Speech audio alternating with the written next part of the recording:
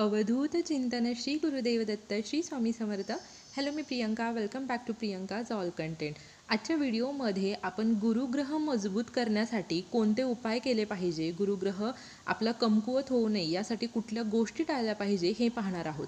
बघा, गुरुग्रह जेव्हा आपल्या पत्रिकेमध्ये म्हणा, कुंडलीमध्ये म्हणा, जेव्हा आपला गुरुग्रह मजबूत असतो ना, तेव्हा आपल्याला कुठल्याच संकटांचा सामना करावा लागत नाही आणि आपली सर्व कामे योग्य टाईमवरती पूर्ण होत असतात. गुरुग्रह हा हिंदू ज्योतिषशास्त्रामध्ये विशेष महत्त्व असलेल्या ग्रहांपैकी एक ग्रह आहे. ज्योतिषशास्त्रामध्ये 9 ग्रह आहेत. त्या ग्रहांमध्ये हा सर्वात प्रभावशाली ग्रह मानला जातो. जर गुरुग्रह मजबूत असेल तर पैसा, धर्म, करिअर आणि मालमत्ता या क्षेत्रामध्ये आपल्याला यशच यश आहे. म्हणून बृहस्पतीचे सकारात्मक प्रभाव वाढवण्यासाठी आणि त्याचे नकारात्मक प्रभाव कमी करण्यासाठी आपल्याला काही उपाय करायचे आहेत आणि त्या उपायांची अंमलबजावणी सुद्धा आपल्याला करायची आहे. असं म्हटलं जातं की जेव्हा आपल्या कुंडलीमध्ये बृहस्पती बलवान असतो तेव्हा आपल्याला खूप आनंद मिळतो आणि आपल्याला सर्व सकारात्मक परिणाम पाहायला मिळतात. तुमची जी काही विलंबित कामे आहेत ती सुद्धा गुरुग्रह मजबूत असेल तर पूर्ण होतात आणि जी काही नवीन कामं तुम्ही हातामध्ये घेतात त्या कष्टामध्ये तुम्ही जे काही कष्ट करतात त्याला नशिबाची साथ मिळते. जर गुरुग्रह कमकुवत स्थितीत असेल तर आपल्याला प्रत्येक समस्येला सामोरं जावं लागतं. तुमच्या कुंडलीमध्ये गुरुग्रह कमजोर आहे हे कसं ओळखावं, आणि तेही अगदी घरच्या घरी. तर जेव्हा आपल्या कुंडलीमध्ये बृहस्पती ग्रह हा अगदी कमजोर असतो तेव्हा आपल्याला अभ्यासामध्ये अडचणी येणं, आर्थिक नुकसान होणं, वैवाहिक जीवनामध्ये अडथळे येणं किंवा अशुभ अशा गोष्टी घडणं. जेव्हा बृहस्पती कमकुवत असतो त्यामुळे आरोग्याच्या समस्या देखील होतात. आपल्या कुंडलीमध्ये नकारात्मक बृहस्पती असल्यामुळे सामाजिक प्रतिष्ठा आपली कमी होते, व्यवसायामध्ये आपल्याला अपयश येतं आणि प्रगतीमध्ये सुद्धा अडथळे येतात. त्यामुळे जर तुम्हाला ही लक्षणे दिसत असतील तर तुमचा गुरुग्रह कमजोर आहे हे तुम्ही ठरवू शकता.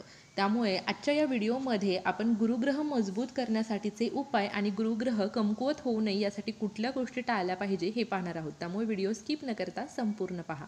सर्वात आधी, गुरुग्रह कमकुवत होऊ नये हे जर तुम्हाला वाटत असेल किंवा तुमचा गुरुग्रह जो मजबूत होणार आहे तो कधीही कमकुवत होऊ नये किंवा त्याचे नकारात्मक परिणाम आपल्याला भोगायला लागू नयेत यासाठी कुठल्या गोष्टी टाळल्या पाहिजे, तर गुरुवारच्या दिवशी केस धुणं, केस कापणं, मुंडन करणं आणि नख कापणं हे निषिद्ध आहे.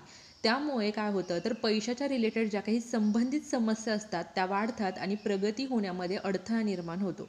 त्यामुळे गुरुवारच्या दिवशी चुकूनही केस धुवू नये, केस कापू नये, मुंडन करू नये आणि नखेसुद्धा कापू नये. दुसरी गोष्ट, गुरुवारी आपल्याला जी काही घराची आपण नियमित स्वच्छता करत असतो, डीप क्लिनिंग करत असतो, ती आपल्याला करायची नाही असते. गुरुवारी आपल्याला घरंसुद्धा पुसायची नसतात. यामुळे तुम्हाला काय होतं तर तुमचा जो गुरुग्रह आहे तो कमजोर होतो. त्यामुळे तुम्ही गुरुवारच्या दिवशी डीप क्लिनिंगही करू नका आणि घरंसुद्धा पुसू नका. बृहस्पती ग्रह मजबूत करण्यासाठी आपल्याला काही उपाय करायचे आहेत. त्यातला पहिला उपाय काय तर गुरुवारच्या दिवशी भगवान श्री हरी विष्णू आणि माता लक्ष्मी यांची पूजा आपल्याला करायची आहे. भगवान श्री हरी विष्णू आणि माता लक्ष्मी हे समृद्धीचे प्रतीक आहेत. त्यामुळे तुम्हाला गुरुवारी भगवान श्री हरी विष्णू आणि माता लक्ष्मी यांची पूजा करायची आहे. तुम्हाला शक्य असेल तर गुरुवारची जी कथा आहे ती तुम्हाला गुगलवरतीही मिळून जाईल, ती सुद्धा तुम्ही पठण करू शकता. यामुळे काय होतं तर आपलं वैवाहिक जीवन सुखी होतं आणि आपल्या आयुष्यामध्ये आनंद आणि समृद्धी बनून राहते. या दिवशी तुम्ही केळीच्या झाडाची सुद्धा पूजा करू शकता, कारण केळीच्या झाडाखाली भगवान श्री हरी विष्णू आणि माता लक्ष्मी यांचा वास असतो. दुसरी गोष्ट म्हणजे काय तर तुम्हाला थोडंसं गव्हाचं पीठ घ्यायचं आहे, त्याची तुम्हाला कणिक मळून घ्यायची आहे. त्यामध्ये तुम्हाला थोडंसं बेसन पीठ टाकायचं आहे, थोडीशी हळद टाकायची आहे आणि छान असं पीठ मळून तुम्हाला त्याचा एक उंडा करून घ्यायचा आहे आणि त्यामध्ये तुम्हाला थोडीशी हरभऱ्याची डाळ आणि गूळ हे मिक्स करून तुम्हाला तो जो उंडा आहे तो जी गौमाता असते तिला खायला द्यायचा आहे. दर गुरुवारी तुम्ही हा उपाय केल्याने तुम्हाला खूप असे सकारात्मक परिणाम तुमच्या आयुष्यामध्ये मिळतील किंवा तुमच्या आयुष्यामध्ये जी काही विलंबित कामे आहेत ती मार्गी लागायला सुरुवात होतील. लग्न जमत नसतील, लग्न जमेल, कर्ज असेल ते निघून जाईल किंवा त्याच्यासाठी मार्ग मिळतील पैसे कमवण्यासाठीचे. अशा अनेक गोष्टी असतात ना, त्या तुम्हाला या एका गोष्टीमुळे होतात, कारण त्याच्या पोटामध्ये 33 कोटी देवी देवतांचा वास असतो. त्यामुळे दर गुरुवारी तुम्ही गाईला कणकीचा एक उंडा खायला नक्की द्या. त्याचप्रमाणे तुम्हाला दररोज अंघोळीच्या पाण्यामध्ये थोडी चिमूटभर हळद टाकून त्याने स्नान करायचं आहे.